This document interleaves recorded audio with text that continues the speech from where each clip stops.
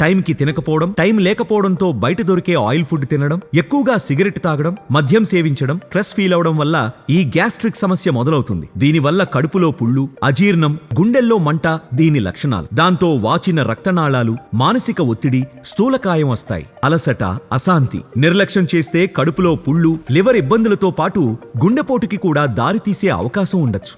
దీంతో మీ కుటుంబంలో తీరని వ్యధ. మరి దీనికి మందు లేదా? ఉంది.